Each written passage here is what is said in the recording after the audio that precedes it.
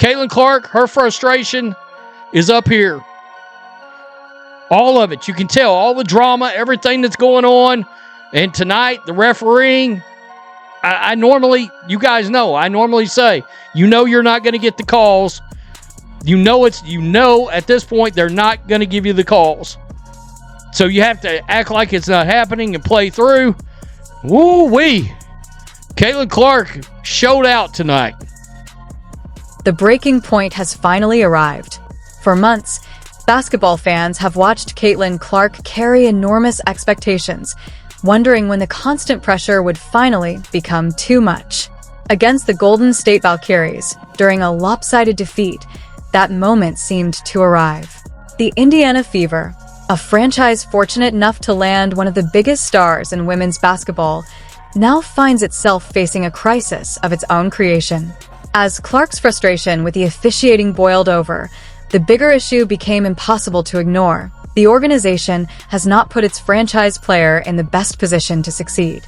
Instead of looking like the championship contender many expected, the Fever appear disconnected, and the growing divide between a generational talent and the system surrounding her is becoming increasingly difficult to overlook.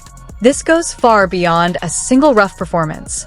It's the result of a season's worth of problems that have left one of the league's brightest stars without the support she needs.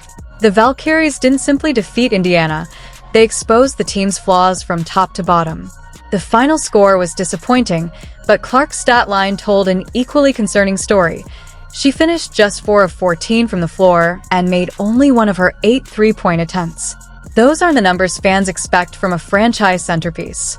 Instead, they resemble the production of a player being pushed into a role that doesn't maximize her strengths.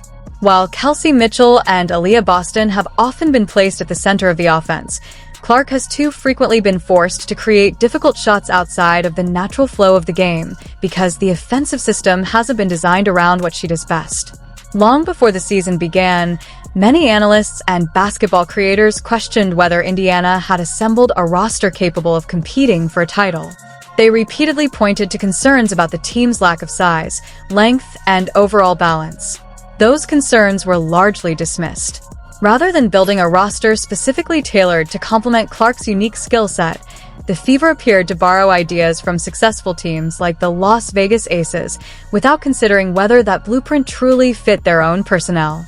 The result is a 14-10 record that may look respectable on paper but hides growing frustration beneath the surface. Clark entered the league with expectations of transforming the WNBA, yet instead of allowing her to fully dictate the offense, she has often been asked to adapt to a system that limits the very qualities that made her one of the sport's most exciting players. Now, in fairness, her agent should bring it up.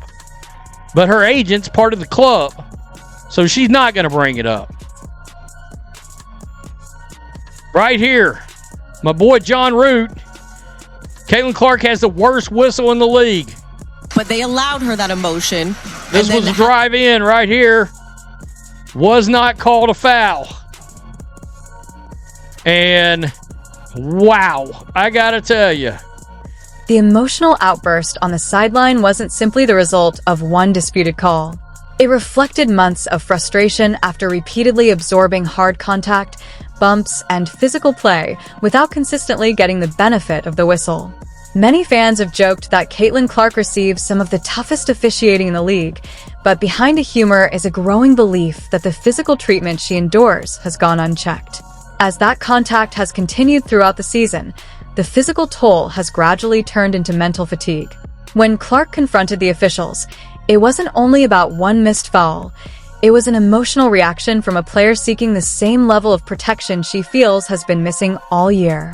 It also highlights the consequences of a franchise that has struggled to fully build around and safeguard its biggest star.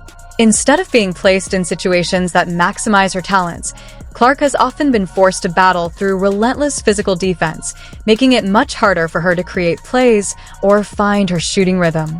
A franchise player is typically viewed as its greatest investment, yet the Fever have frequently left Clark to navigate those challenges largely on her own. To fully understand her mindset, it's important to recognize that Clark appears to be dealing with pressure from several different directions at once. The physical challenges during games are only part of the story.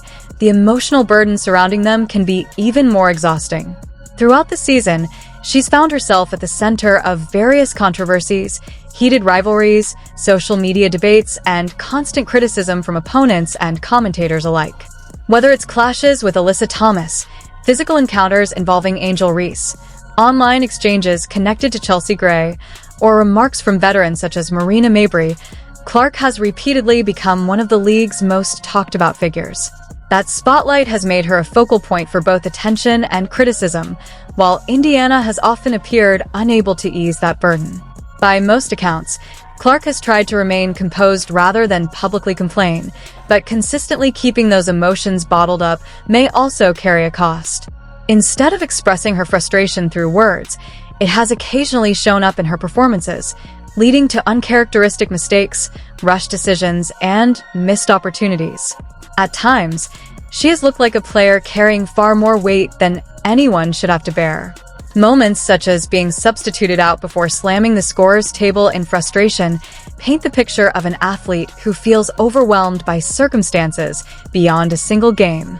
Critics of the current system argue that Stephanie White's approach, while fundamentally sound, has not been tailored to Clark's unique style of play. Rather than designing an offense that fully unleashes her strengths, they believe the coaching staff has often asked her to adapt to a structure that doesn't naturally complement the way she performs at her best. Or it's going to be a her or them scenario. Stephanie White, Lynn Dunn, Kelly Krauskopf, goodbye. Clean house. Bring in somebody new. Or Caitlin Clark gets traded. One of the two. But you combine everything. They have taken this force that came into the league and they have regulated her to the third option on this team. What once seemed like a theoretical her or them situation is beginning to look increasingly real. Many critics believe the Fever have constructed an offensive system in which Caitlin Clark is no longer the primary focal point. For a player of her caliber, they argue, that approach simply doesn't make sense. Rather than expecting Clark to adjust her game to fit the system, the coaching staff should be shaping the system around the talents that made her one of the sport's biggest stars. If that balance isn't found, speculation about major organizational changes, whether involving the coaching staff or front office, is likely to continue. From a business perspective, the stakes are just as significant. Clark is widely viewed as one of the most recognizable athletes in women's sports, and many believe her popularity has brought unprecedented attention to the WNBA. Her presence has driven fan interest, boosted television audiences, increased merchandise sales, and helped fill arenas across the league. With that level of influence, the Fever would be expected to capitalize on both her talent and her marketability. However, critics argue that the inconsistent on-court product reflects organizational shortcomings rather than Clark's individual ability. Instead of building a system that fully empowers its franchise star, they believe the team has limited the impact of the very player around whom the roster should revolve. As frustration becomes more visible, many worry that it could eventually affect the atmosphere throughout the organization. When the team's biggest star appears discouraged or emotionally drained, those emotions can naturally spread throughout the locker room. Supporters of Clark believe they are watching one of basketball's brightest young talents struggle within a structure that hasn't been optimized for her strengths. In their view, the issue isn't a lack of ability, but a lack of long-term planning by the organization. The potential business consequences extend well beyond wins and losses. Clark's popularity has become a major driver of ticket demand, television viewership, sponsorship interest, and merchandise revenue. If dissatisfaction were ever to grow to the point where her long-term future with the franchise became uncertain, the Fever could face enormous financial and competitive challenges. Because of her impact both on and off the court, many observers believe Clark holds considerable influence over the organization's future direction. The question now is whether Indiana can make the adjustments necessary to maximize both its superstar and its championship aspirations before those concerns grow into something much larger. I said, Caitlin Clark's got the leverage. Caitlin Clark's got the power. She is the most popular women's sports athlete in the world. She's got the power and the leverage. Caitlin's been all class. Caitlin has got to be able to walk into that office and start kicking ass. The recent blowout loss has intensified questions about the Indiana Fever's future. Many believe the organization must decide whether to reshape the roster and coaching approach around Caitlin Clark or risk wasting the potential of its franchise player. With Clark's enormous impact both on and off the court, some argue the team faces a simple question. Is it easier to rebuild the organization around its biggest star or try to replace a once-in-a-generation talent? What do you think?